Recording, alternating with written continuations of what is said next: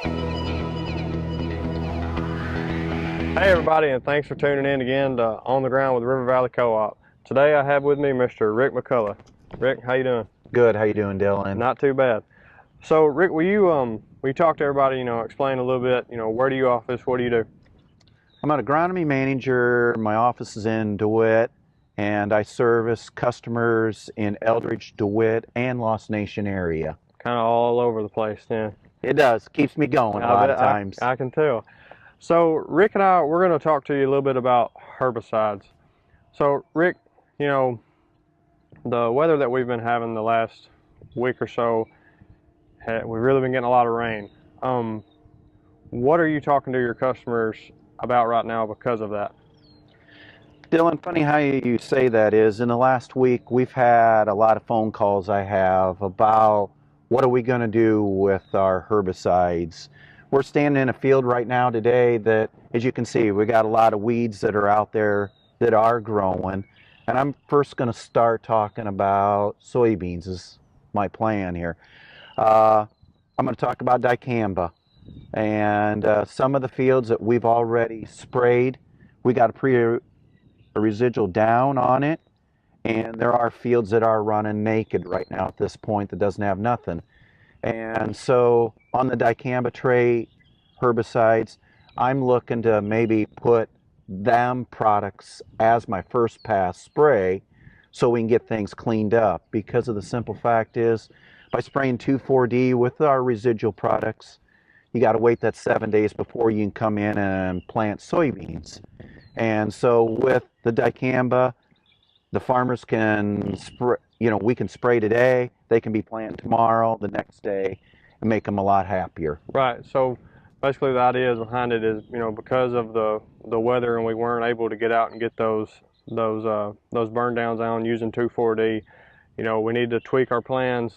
That way we can have that dicamba trait out there. That way guys can get in the field, as soon as the ground's fit to get out there. Correct. So, you touched on herbicides and for soybeans, and you kind of mentioned the residuals. So what are you talking to your customers that do have that nice clean burn down field right now with the weather, and they haven't got out there and been able to plant as soon as we would have hopefully liked? Are you recommending another residual with that second pass herbicide? With that said, on the residuals that we do have them down, the residuals will work for about 45 days. So we still stay with our plan of attack of 40 days roughly. We're going to be back in there. We're going to have a residual in with our Liberty or a glyphosate program, so we try and keep things clean throughout the season. Gotcha. So the idea being start clean, stay clean throughout the field. And finish. Yep, that's what I'm talking about. So we've touched on beans. What are you talking to your customers about when it comes to corn? Corn side of it, as we're trying to get things burned down, whether it's a clean-tilled field or a no-till field, we want to get our residuals out there, get those cleaned up, let the guys get everything planted. That some corn is already planted, which we were already trying to cover up before this rain event come into play. Some still haven't planted, which is fine.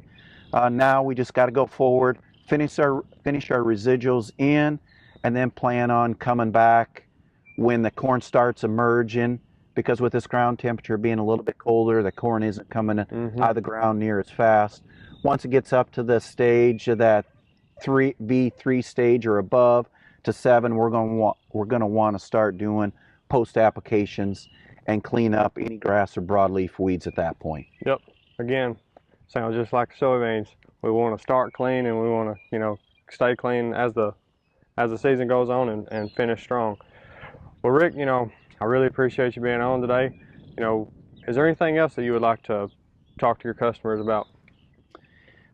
Just want to let people know that if anybody's having any problems in their fields, don't be afraid to contact your agronomy salesman and touch base with them. Have them come out and look at it. River Valley is always willing to look at the fields. So thanks, Dylan. Well, Rick, I appreciate you being on today. I enjoyed it. See y'all next time.